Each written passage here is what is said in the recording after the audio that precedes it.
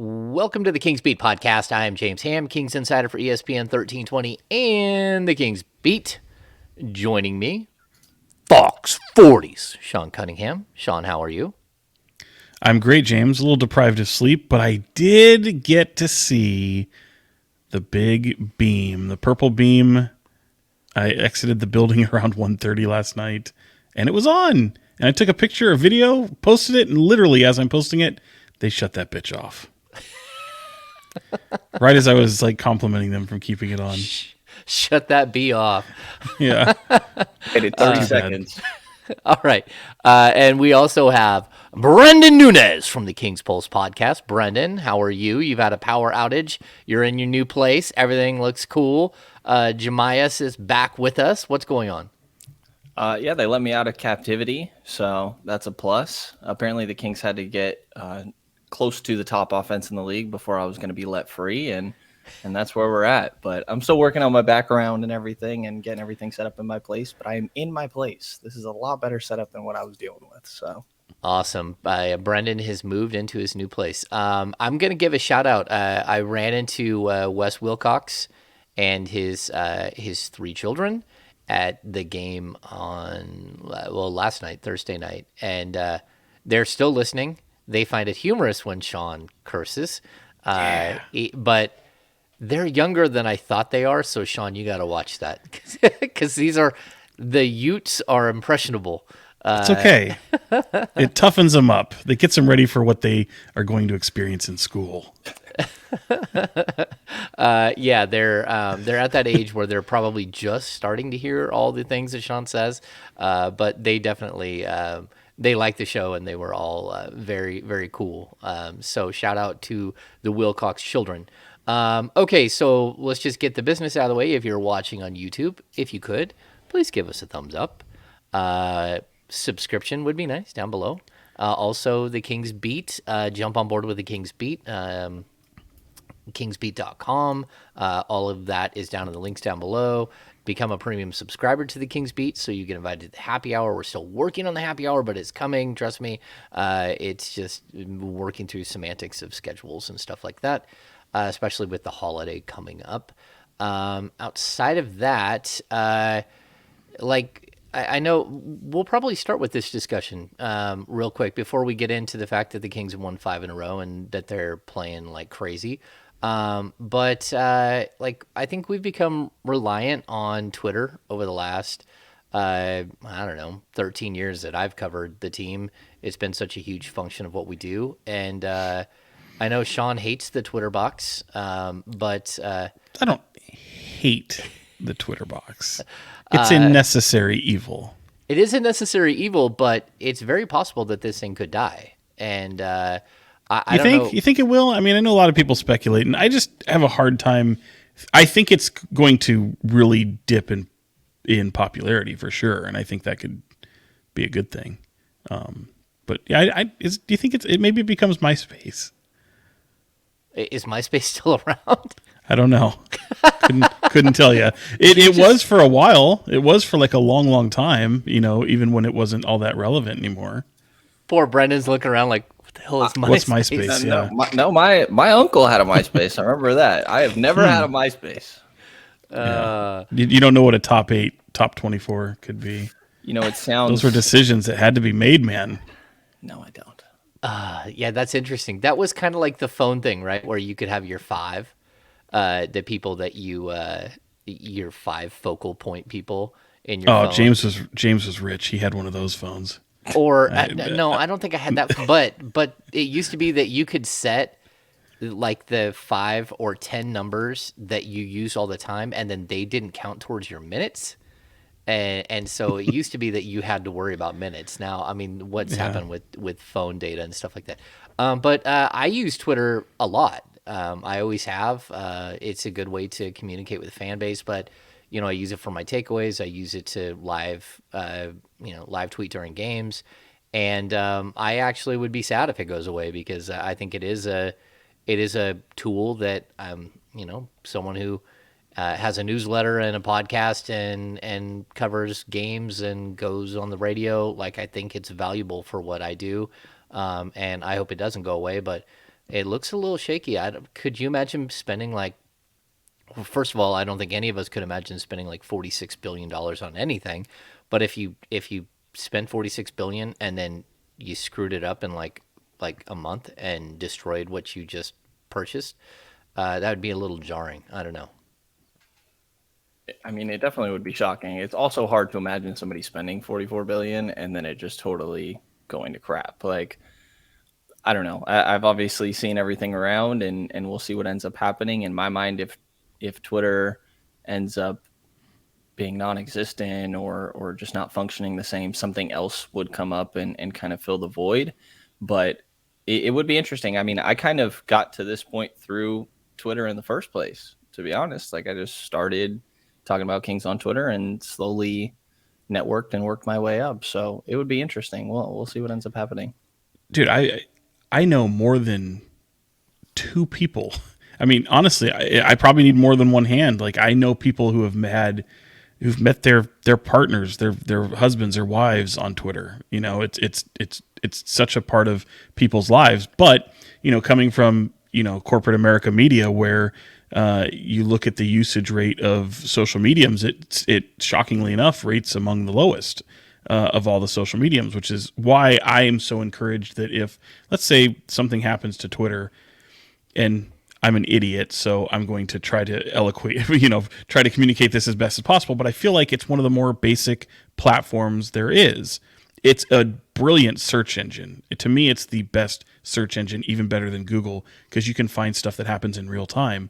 And for me, I'm encouraged that if something does happen to Twitter, I have faith that some of these other social mediums, be it Instagram, Facebook combo, or Meta, whatever they go by now, Instagram has looked at TikTok and all these other platforms, and they've been able to, okay, well, we're not Snapchat, we're not TikTok, but they can create their version of it, and in my mind is kind of a one-stop shop for a lot of that stuff. I feel like one of these companies will be able to emulate what Twitter does and ultimately have a replacement, because they know there's a popularity, they know that there's a need there, and I think it's already probably in the works. Someone's got to be trying to working on something to make Twitter work for their platform, or a version of Twitter that works for their platform. I also just can't believe that someone as smart or as crazy genius as Elon Musk would just totally shut it down. So I feel like cooler heads will prevail, but wild times over there, huh? Yeah, wild times, wild times. Yeah, I mean, I think it's really interesting if you look at just the impact that it's had, and we were talking about this at the dinner table last night. Maybe it was at halftime, right? It's crazy. Like, I remember when Osama bin Laden was shot and killed. That came out like 45 minutes on before anywhere else on Twitter. It was on Twitter, and we were watching like, oh, what's going to happen? You're looking at all the news sources. No one has it. It was on Twitter like 45 minutes before, and it's kind of become, like, what would a Woj bomb look like if it wasn't on Twitter? I think it could really change the dynamic of media in general, and that's something that I think, again, we here at the local level push all the time, that just the national voice versus the local voice. Teams give access all the time to national writers that they aren't giving the same access to local writers. And I think it played out like in real time on Tuesday. And when, like the Kings absolutely drubbed the Brooklyn Nets, and every national story had nothing to do with the 4-game win streak. It had nothing to do with the fact that Kings were over 500. It had everything to do with the fact that Kevin Durant dragged his entire team under a bus and, backed over him 6 times.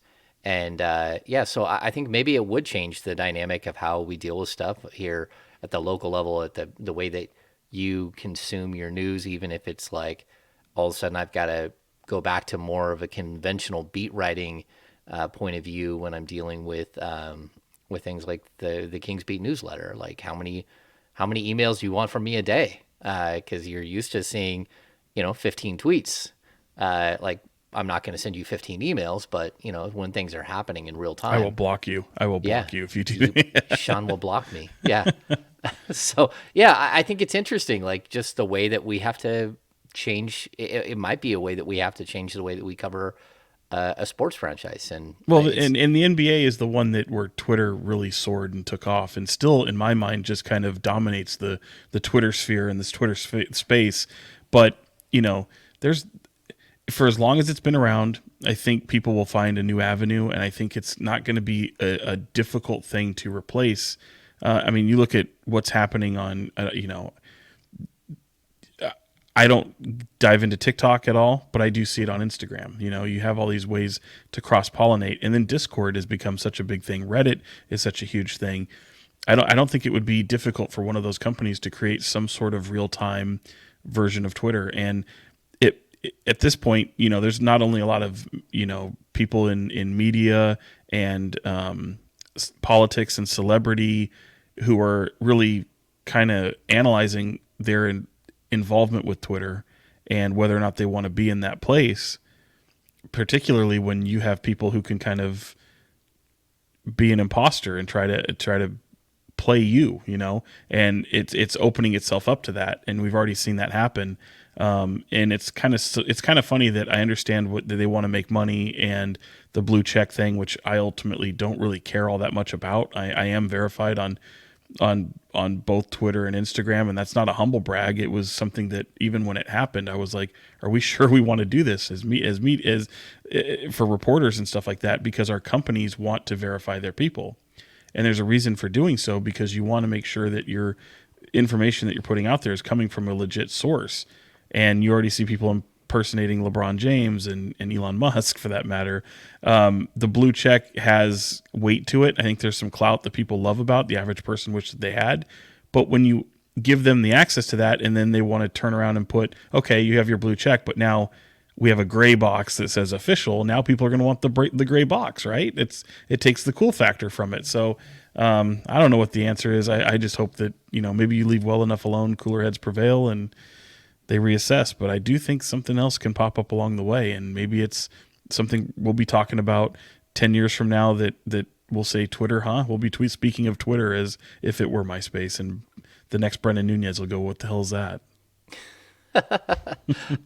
Yeah, I mean, we have a Discord channel for the Kings Beat, but it's something Do that we? I haven't. We do? Yeah, but it's something that I haven't sat there and like nurtured, because I am so I was told by someone who social media experts that we had at NBC, look, whatever you do well, just do that. You don't need to do every platform. You don't need to be on Instagram or super active on Instagram or on Facebook if you're really good at Twitter. And since you have a big following and an engaged base on Twitter, just stick with that. That's fine. So it's hard for me to shift gears because I already spend too much time on these platforms and try to add something new. And so, but that doesn't mean that I can't, and that we can't just blow up and expand the Discord channel on the King's Beat. And it's something that we probably will consider here very soon, especially with everything that's happening. But just kind of interesting, right? Yeah, I did not think that we would spend this much Twitter time talk. on Twitter talk, but yeah, I think even Brenden is going through the same thing I did when I was a young journalist, where you're building a following on social media. And if that's not there, how do you build a following? And you're just going to have to be creative. We're all going to have to be creative in how we get our news and stuff if something does dramatically happen here. All right, let's get to the Sacramento Kings.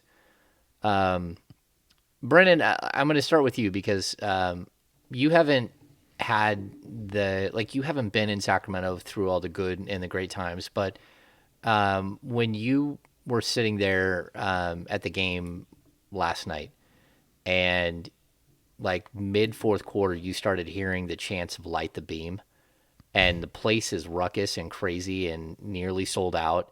Just what are your thoughts? Because I mean, you're getting to experience. I think what people forget is the true Sacramento Kings fandom, how engaged and how incredibly special this fan base is, but you're getting to see it for the first time. Yeah, I mean, my first experiences of Golden One Center were Bagley's Summer League, and the place went crazy for his dunk. And that whole year, the Jaeger year, the fan base was really engaged, and I remember that standing out to me a lot. that a team that had been struggling for so long had such a great fan base and energy in the building. And honestly, last year it kind of had died down. I felt like, I think there was a lot of reasons the team had been struggling and obviously had been for years, but that sort of just continued. The games were really poor to watch. Obviously, COVID restrictions played into that as well. But to see the fan base pick back up like it has, and rally behind this team that's successful now, won 5 in a row, 8 of their last 10, and for it to be a Thursday night against one of the 3 worst teams in the Western Conference, like I think I was sitting there with Frankie Cardicelli like 5-10 minutes before the game, and I was like, man, there's not all that many people in here. End of the first quarter, like you said, it felt like it was a borderline full stadium, and it got loud in there. So I mean, for the fan base to be rallying around these guys is awesome to see. I knew that the fan base was great here, but to see that just kind of fully come to fruition, and again, them be backing a team that is really playing great basketball right now. And coach talks about it post game. The players talk about it post game, how much it means to them and how much it energizes them. Like it's been an amazing vibe and energy in that building for good reason. Yeah, Sean, I mean, you've got to cover the best of the best. Like, I was at the 96 playoffs against Seattle. I went to plenty of playoff games from 1999 until 2006. I was in the building when, like, sort of the last hurrah when Kevin Martin hit the layup against Tim Duncan. And I was in there during like Western Conference Finals. Like there's like something special about this fan base and the way that, like Arco, I've said this a million times, but it used to feel like it was alive during the playoffs. Like the building itself, you'd walk in and like the buzz was so incredible that you would get like the hair would raise up on your arms. And I just always felt like it was such a special place. And we've been kind of waiting for that at Golden One. And I think the Golden One feels a little more like sterile and like concrete, and it's going to have a tough time getting that full buzz, but still it's an incredibly loud building. It was built to be loud. The acoustics are built to funnel the noise back to the middle of the court. And just like Sean, where are you at, what we've seen in the past from where we are today and where this thing can go?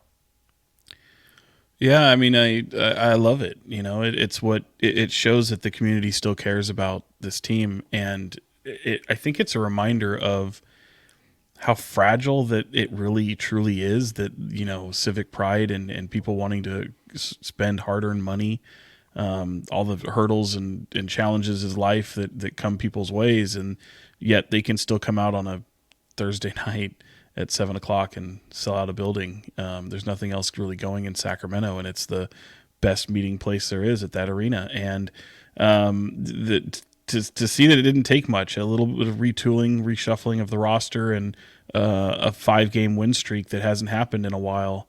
And there's a buzz, man. There's a real buzz around this team, and a lot of these things that I kind of alluded to it in the last podcast, which is so great to see how these organic moments happen, be it a Band-Aid on Malik Monk's face, Mike Brown hollering back at his player during media day, this light the beam, huge lightsaber that shoots off into the sky, and you got people chanting, and it's great. And just selfishly, I mean, I'm born and raised in Sacramento.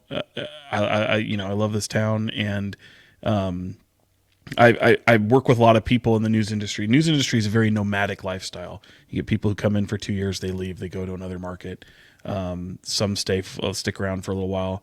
I always tell people that, back in the day, even when the Kings were good, you'd get a lot of, people, it's well documented, drawing a superstar, a really great player can be difficult, particularly in free agency, and the famous Chris Webber story about not wanting to be here. Guys come to Sacramento not wanting to be here. Maybe it's a payday, whatever it is. Ultimately, they'd probably rather be somewhere else. But they're always crying on the way out because they don't want to leave. And it's absolutely true. Some guy, I mean, look, there's some that are like, yay, send me off. Let me get out of here because it didn't work out for them. But the ones that it does work out for, and the people that do fall in love with this community, you've got people who, I use Brad Miller as an example all the time. Brad Miller, who is Mr. Indiana, hunting, fishing, had no idea that he'd ever call California home beyond playing in California. And guy still keeps a house here and lives here. It's incredible. And the fans are a big reason because of that. There's such this community, I always say, like Sacramento, it's not too big. It's a big town. It's a big city with a small town feel. And everyone wants to always compare it to the way college basketball feels in the Midwest or in like an ACC environment, and it's certainly true. And they are just starved for any monicum of success, and they're getting it, man. They're getting it. They should be excited. I think there were some people that took my comments the other day as me bashing their excitement. No, man, that's not it. It's just you just want to temper it, right? You just want to temper it a little bit so that if and when they do lose 3 straight, you're not slamming your head into the ground wondering why the hell they're so bad after they've been able to win 5 straight against really good teams. So yeah, some of those things come to mind, and I love it, especially just for how organic this crowd is, or this fan base is. Yeah, I agree like 100%. And I'll bring up too, like I saw like some of the comments and stuff, and it was a tweet by one of your friends who started it on social media, where they were kind of like burying Sean here. And It's all right. yeah, I know Sean can take it, but at the same time, I'm going to point out like the reason why people like Sean and people like myself, we always try to pull back a little bit and say, wait, is because the last time the Kings won 5 straight, they lost the next 9 games. And like there's always that, and I know that's dark, but there's always that moment that you're waiting for when you cover a team like this. It's like, yeah, we've seen the dark times. We're hoping for better times. We're hoping for better times for the fans because it makes the whole night more enjoyable. When there's a buzz, like when there's 7,000 fans in the building, that is dreadful to cover.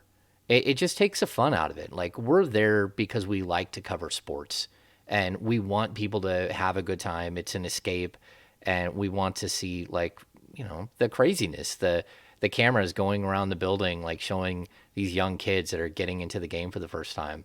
Like there's a whole lost generation of Kings fans, like a 10-year gap, a 15-year gap that I don't know that they can ever get back because they chose the time to be just absolutely god awful at the same time that the Warriors decided to be like one of the greatest dynasties the sport has ever seen. And so you've got not only atrophy, but you also have like people who have jumped ship, and like understandable. And so now it's about building that back up, and I think what we're seeing is brilliant. I think the team itself is nuts. What we've seen the last 2 games, 153 points in one game, 130 the next night. Brenden, like I brought some of those numbers to like, how in the world did Mike Brown tell his players that they weren't very good offensively last night when they finish up shooting, what is it, 57.8% from the field, 40% from 3, 91.7% from the free throw line. They basically put up a 58, 40, and 92 stat line, and Mike Brown's out there telling them they're not very good offensively. Not good enough. Not good enough. Brenden, what, like, I know you've been looking at the numbers because I have too. Yeah, I mean, it's part of what I think I think it's just part of Mike Brown. Like he's constantly talking about trending upwards and always looking for ways to be better. And he also talked about like he knew they'd be good on offense, but he didn't know they would be this good. And they've been ridiculous. They're second in offensive rating. StatMuse has them as the 3rd highest offensive rating of all time right now, which is insane. First is Boston, who's first right now this year.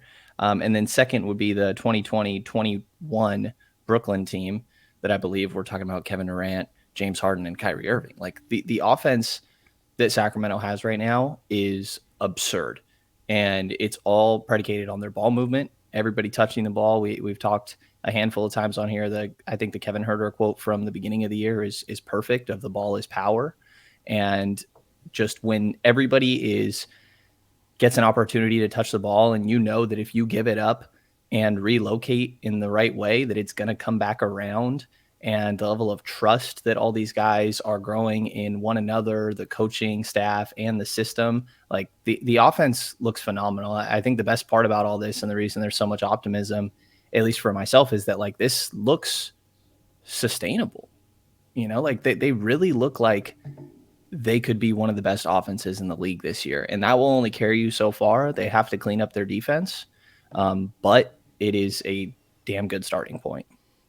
Yeah, Sean, I'll point this out. The Kings right now, it's crazy. Like the offensive stats are nuts. They are first in the league in 2-point field goal percentage, and they are sixth in the league in 3-point percentage. Like there's almost nothing you can do to take away what they do. So if you want to focus on shutting down their perimeter game, which I think San Antonio tried to do, the Kings only shot, what was it, 8 threes in the second half, Brenden? Yeah. But then, like, okay, that's fine. We'll just go at the rim and dunk on you a bunch of times. We'll just attack the paint. And then De'Aaron Fox, like I was showing Sean last night, he's shooting well over 50% from 3 to 10 feet and from 10 to 16 feet. Like it's in the mid 50s, like 55, 57%, something like that. Like he's just not missing hardly at all on the mid-range jumper. It's nuts. But Sean, when we talk about teams that are really tough to defend, we got the inside-outside thing, but I think the other sort of component to their success is it's someone different. It can be Fox or Sabonis, but then who else is going to give you a bunch of points? And I think that that's what we're seeing, this ability to have so many different guys that can go for 20, 25, 30 each and every night. Yeah, equal opportunity. I mean, we've even seen it when, if Sabonis is struggling or, I think Fox has been spectacular. There hasn't been many games where he hasn't really been a factor. You do have people stepping up, and it is someone new every night. And I think it's because of this offense. I mean, Jay Triano is not getting enough credit for a lot of the offense that he's implementing. And look, Mike Brown knows offense as well as defense, so I don't want people to get that twisted. But a lot of it starts with speed. They can kill you outside. They can kill you inside. You mentioned it, James, with De'Aaron Fox, his mid-range is practically automatic at this point. I have so much faith in that jumper free throw extended. And yeah, that might wane a little bit. That might come down a bit as the season progresses and evolves, but right now it's the way that they push, and I think speed is one of the they're not a good defensive team. There are subtle improvements that we are seeing, especially in the transition, but they're using defense as a huge cog for their defense. I like how people will talk about how defense is leading to offense a lot of times for a lot of good teams. But it's almost like their offense leads to defense. The way that they can, if someone goes and gets a bucket, they respond instantaneously. It's so quick, especially when Fox is on the floor, to push back down there, drive and get a layup or get a dunk or just beat everybody back. It really takes off quickly, and it's also shout out Harrison Barnes playing pretty well lately. I love seeing when he can get to the free throw line, especially as a team that isn't really known of getting to the free throw line so much. Right now things are clicking, and it was my question after last night's game to a lot of these members of the team. It's like I was using this example. I was talking to somebody in the Kings the other day about Minnesota, and it's such a different type of offense, obviously, and they've got to try to get Rudy Gobert and everything into. They were looking like a mess, but they had a very easy schedule on paper for them to try to take advantage of it. And they look clunky right out of the gate. I think this is, even Mike Brown admitted, it's kind of come together offensively a lot quicker than even they had expected. But I feel like it's a calling card. We talk about identity so much in sports.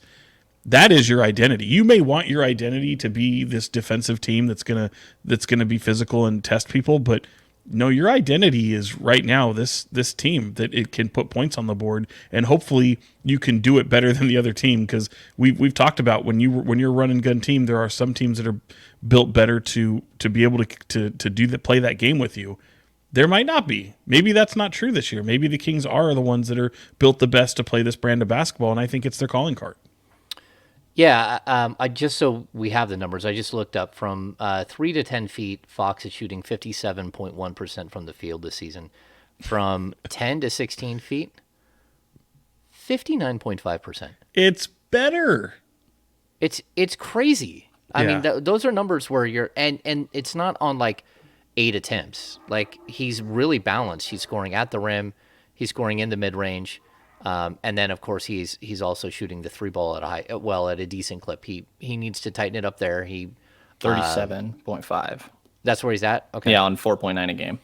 Yeah, and like Brenden, have you looked at the stats on what he's like as a catch and shoot player versus as a off the dribble? Because they're pretty startling, and I think it leads to the other discussion of what we're seeing from the Kevin Huerter catch and shoot, and like some of these players, what they're doing is catch and shoot 3-point players, specifically because of the offensive style, the draw and kick, but also Sabonis.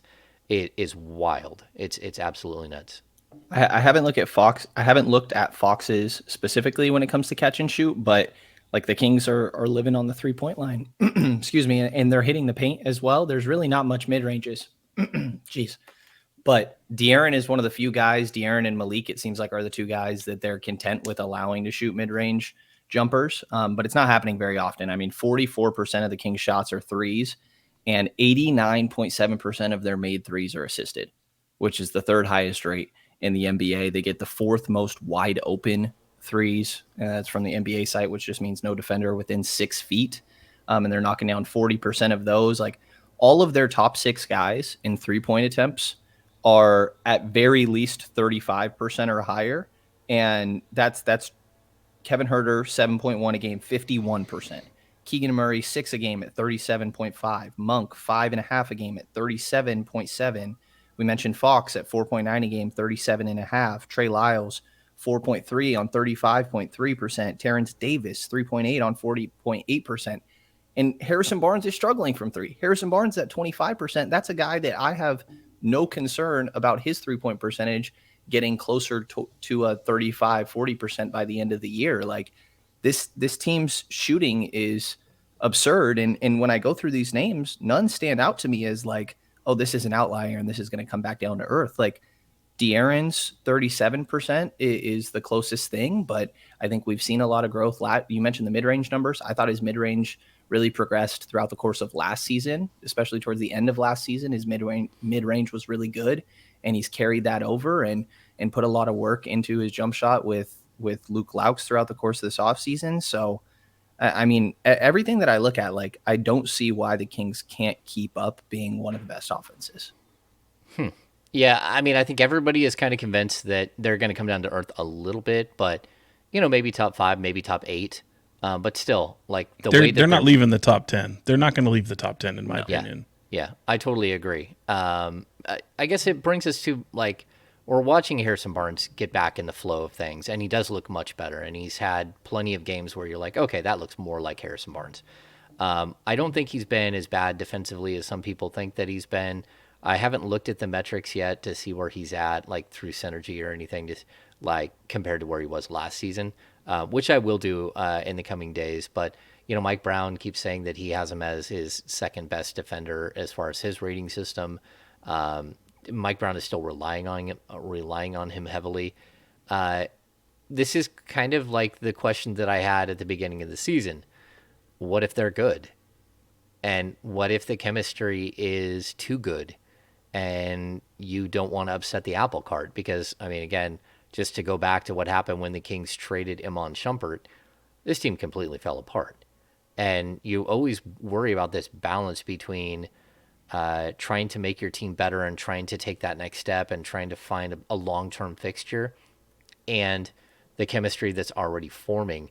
Where are you guys at with this? Like, should the Kings be looking, because I mean, we are already seeing that they have a hole that they need to fill. They need a shot blocker. They need something that, like a functional shot blocker, someone who can play major minutes at the 3 or the 4 and give you some rim protection. But where are you guys at with this? Because we are going to get into that phase where, like, you don't want to mess with what's happening, and you also don't want to lose Harrison Barnes at the end of the season for nothing if that would happen.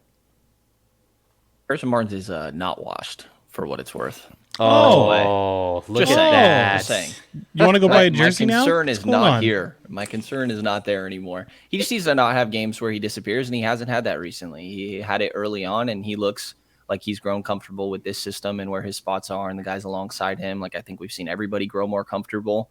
But it's hard to kind of replace Harrison Barnes. It's very difficult to make trades in the NBA for two like players and teams that are both trying to win now. And I think anybody that would be trading for Harrison Barnes would be trying to win now, and Sacramento's clearly trying to win now as well. It's just hard to find a deal where you're trading away a Harrison Barnes for another Harrison Barnes like archetype type of player.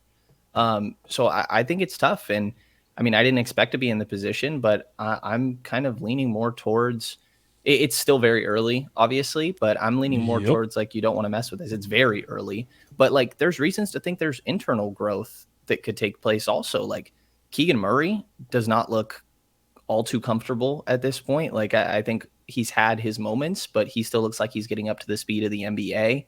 He's going to be a really solid player down the line. Like Davion Mitchell's 24, Malik Monk is 24, Kevin Huerter is 24, Terrence Davis is 25, Fox is 25, like Sabonis is still 26. Like there's reason that you can look at this roster and talk yourself into there just being internal improvement with the squad they have right now.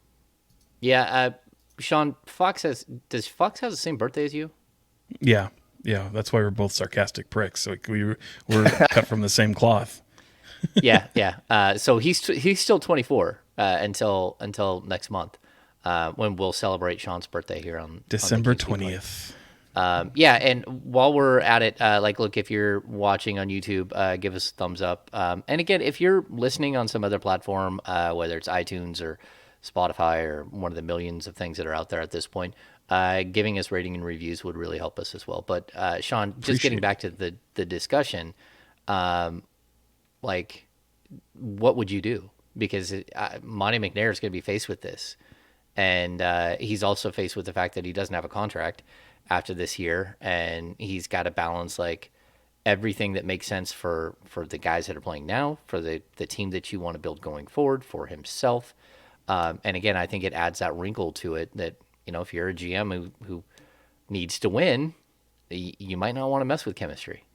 Yeah. His lack of a contract still doesn't bother me like it does some people, because again, he's not a coach. He doesn't have to, win the respect of players, and all he has to do is go out there and like he could, if he chose to be, and he doesn't, he could literally sit in a room all day and not see the players ever. The Billy Bean approach, which is like stay away from the players.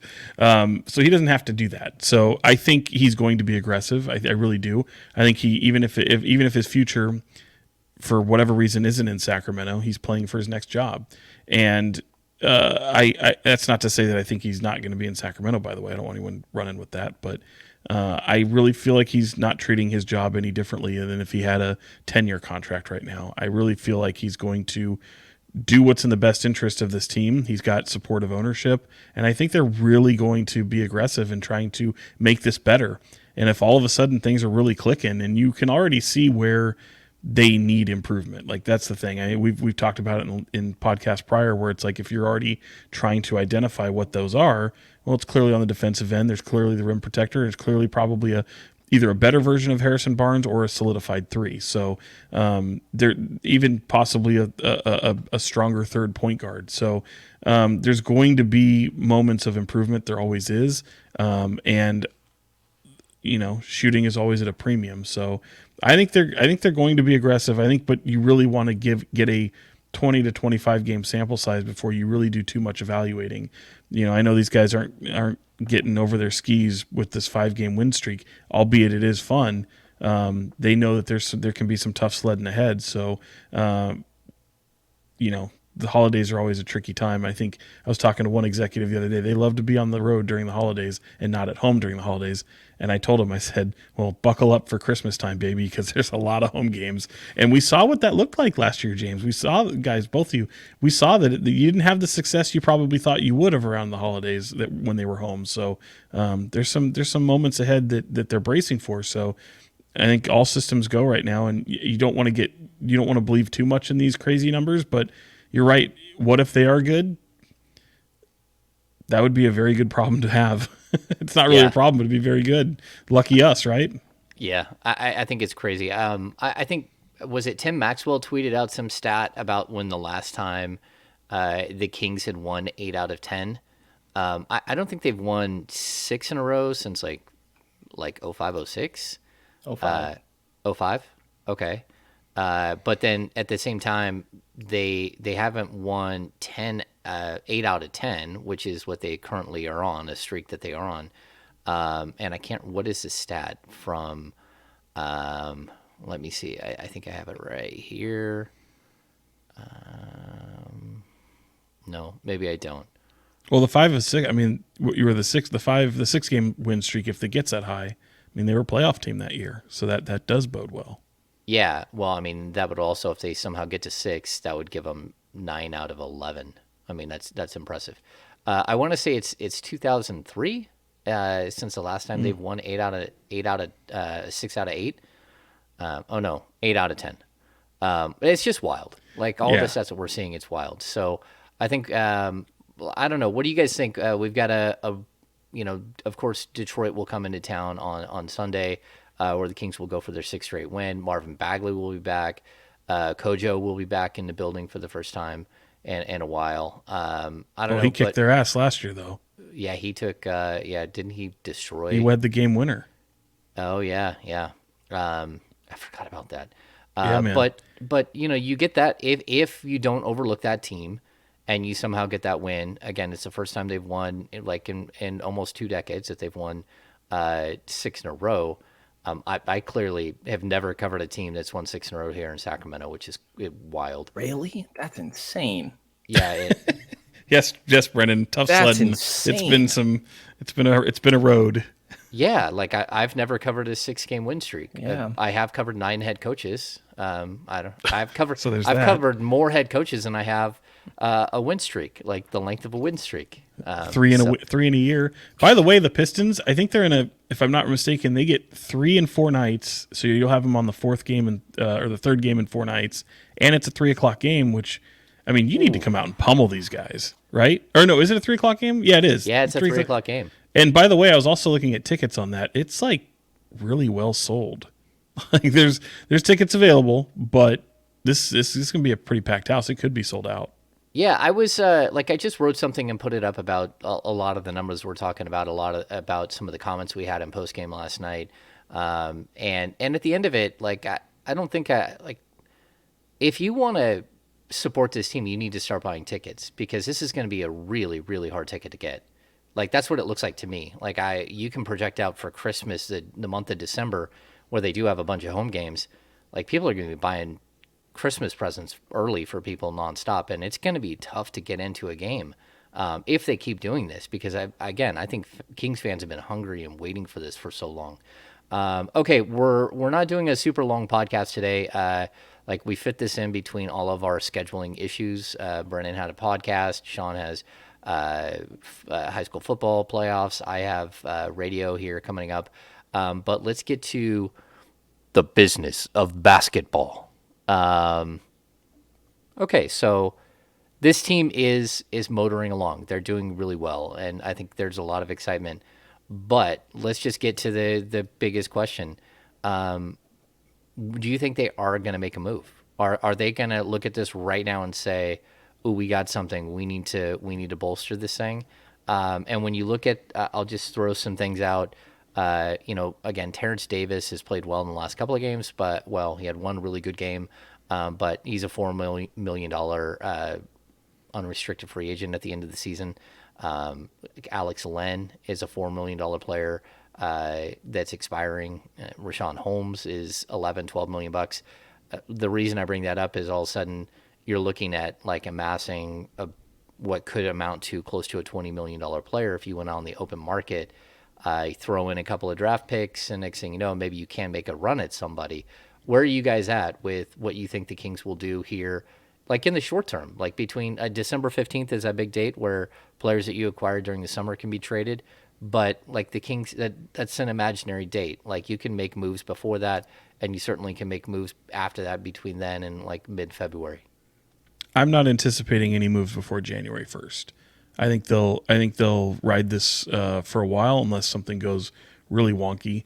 But I do expect a move before trade deadline. So, but to answer the question in just a short, brief way, I'm not expecting any moves before January. Brendan? Yeah, before January, I don't know. I mean, the only guy that stands out is Rashawn Holmes, right? Like Holmes is not a part of this rotation at the current point. I still think that it wasn't long ago that I thought Holmes was a top 15 center in the NBA. And I think that on the right team, it sounds insane, but after It 8, does. like it really falls off. After Yeah. 8, you just reach a huge grouping, somewhere around 8. But I thought that he was really good not long ago, specifically on offense. If you kind of run a lot of pick and roll, and I think he's a switchable defender. Like I think that that's the guy I look at that could maybe see something. There was a rumor yesterday about like PJ Washington, for example. Charlotte doesn't really have an answer at center. Could there be something there? I mean, Sacramento would have to throw in more, which is where it gets complicated, right? Like we haven't mentioned Davion Mitchell, by the way, which I feel like he needs to be shouted out. Mike Brown said that he changed the game yesterday against the Spurs, and Malik Monk said the same thing. Yeah, end of the third, beginning of the fourth, Davion went out there and just was a madman on defense. He was pestering San Antonio's ball handlers. I think he drew 3 offensive fouls, and he totally carried that game. So, like, is that somebody that you want to consider throwing in? Because if Sacramento is getting something substantial back, I don't know what the value in Holmes is right now. And when it comes to HB, like I'm starting to question of if you're playing well, could he end up sticking around beyond this? Is that somebody that are you sure you want to move? So I don't think before January, like Sean said, but I would expect something to happen with Holmes prior to the deadline. Yeah, I would agree with you. I think Holmes is a guy that, like, unfortunately, he just doesn't fit in. And then he was at shoot around yesterday, but then had a non-COVID related illness and missed a game. I'm not sure. I mean, I don't know that that really matters because how many DMPs, CDs has he got in a row before that game? To be honest with you, he played a little bit at the end of the Brooklyn game, but that was the first time he played in, I don't know, 4 or 5 at least. So like I think that this team still, like, you're looking around, you're trying to figure out if somebody's going to fall out quickly or if someone's winning too many games right now and maybe wants to take a step back and, like, hey, they're not comfortable with what's happening. I think, Utah is a team that they can say all they want, but at the end of the day, Utah does not want to be where they are. And, like, would they consider a Laurie market and trade? Would they consider, like, moving off one of their other pieces? Like, I think the Kings can sit here and look around and see if there's somewhere that makes sense for them to sort of strike and like, put one more piece to make this thing work, whether it's, a guy who is, from 6 through 8 in your rotation or a guy who's, 1 through 5 in your rotation. I think there still are those possibilities with this team. And I think that the team has some flexibility too, where they're looking at, well, can Kevin Huerter hold down the 3 spot? Has he shown you enough at that position that he can? And so I think we still have, like, some feeling out to do here, but I kind of like the way the direction is going for sure. But also, like, I think their mindset is going to be to, like, we got to get this thing 1 or 2 more pieces to get over the top and to solidify who and what we can be as far as, like, a 7 seed, a 6 seed. You want to get away from that play-in tournament as much as possible to solidify yourself as a playoff team. And I didn't think we'd be talking about this 14 games into the season, but that's kind of where the team is pushing us, right? Okay, we got to get out of here in just a minute. Do we have any final thoughts? Sean, what do you got? Sure. Yeah, I do. My 5-year-old nephew, Nolan, got to experience his first Kings game. We talk about it, like, yeah, getting out there and supporting, and I think he got treated to an absolute fantastic game. And he got to see the beam and was all happy, decked out in Kings gear. Got him one of the media room cookies, and his freaking face lit up, bro. Like, just unbelievable. So yeah, he got to experience that. That was a fun moment. And I also got to spend some time with Dusty Baker this morning, Chris Tavares and I over at Fox 40, and cool to see him back in town. He's a huge Kings fan. His dad, and may he rest in peace, was even bigger Kings fan, was a season ticket holder, and they still have their season tickets. And his son Darren, who plays in the Nationals organization, is a huge fan of the Kings. So shout out Dusty Baker back in town. Baker Family Wines over in West Sac if you want to check out his winery. I know they're going to have an event on Saturday. I think it's at 1. So if y'all want to sneak by, it'd be kind of cool. Yeah, interesting. Yeah, Brenden, final thoughts? I guess just that I am You getting should really apologize. comfortable. 4. You should apologize for you know what you did. What did I do? This man. There's a lot James, of things I did. James, how do you eat a hot dog? Oh, no. Oh, no. You know what you did, you terrorist. You terrorist, Al Qaeda. I'm a mustard dog fan, which is weird because when I was a kid, I did not like mustard at all. But yes, I eat mustard on my hot dog, and that's Fantastic. it. Okay. I'll go a little ketchup, maybe in some sriracha and mustard. That's fantastic. Brendan, you want to weigh in? I'm a raw dogger. Jesus Christ, Brendan. Dirty. You asked a question. You threw me the lob. I don't know what you expect. I did. Yeah, man. Can I just tell you the shock and awe on my face seeing him in the media room at halftime with a hot dog undressed in a bun and he's munching away. It looked as if it hadn't been cooked, bro. I don't even That know was where. an issue animal. that has nothing to do with me. How do we get here? How do we get here? I mean, You like, knew I we was do- going to do it. We do making fun of people in the media room for double dogging at halftime, triple dogging at halftime, which is a Tavares special. That dude eats anything. Yeah, that guy eats and eats. We need to bring him on, by the way. What a weird. Well, yeah, maybe we will. And then we also we making fun of Leo because Leo eats without. he's Leo. He eats hot dogs without buns, and it's like you're saving yourself Protein. the carbs. I don't know that there's that much protein in hot dogs anymore. But Brendan, final thoughts from the sorry, raw buddy. dogger. Go ahead. I'm just really growing comfortable with Sacramento, and I am just loving it here more by the day. You know, I haven't been here as long as you two, obviously, and just getting a lot more comfortable with the city, and I love it here, man. It's starting to really start to feel like home, and I'm glad to be here. And obviously, the team doing great is an amazing thing to cover. But I'm getting comfortable, and credit to you two for helping with that transition with me and everything. But I really like it here, man. So that's my final thoughts. Interesting. I was Nice. thinking you were impersonating Keegan Murray there for a moment. Yeah. And I'll just finish with this. Keegan Murray back issue does not seem that big of a deal, but He'll be like fine. I'm not sure if he's going to play on Sunday or not. We'll have to see. Outside of that, like ride the wave here. This is a lot of fun. Take your kids out to a game and let them see the beam. Well, hopefully the Kings win. That's the key to this all. The beam is only fun when they're winning because it doesn't go on when they don't. But like, get your kids out there because this is one of those things where this franchise has lost a lot of people, and this is an opportunity to get your kids back into it and let them experience some of the things that, like, I got to experience when I was younger, and I'm sure a lot of people out there who watch this pod were able to experience when they're younger. You know, take your kids, take your grandkids, whatever you got. Take the neighbor kid, whatever. This thing the organic growth needs to happen again, and I would like to see the Kings sort of recover some of this fan base that they've lost over the last couple of years. So outside of that, again, with Twitter getting all funky and weird, make sure you subscribe to the Kings Beat because that way we at least have the connection here that you guys will get your email every day. You'll know what's happening. You'll know what's going on with the Kings Beat if you don't see us on Twitter every day, if that does in fact happen.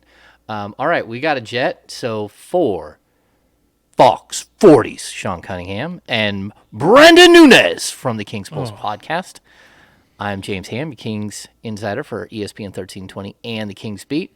Thanks for joining us here on the Kings Beat. We'll see you next week.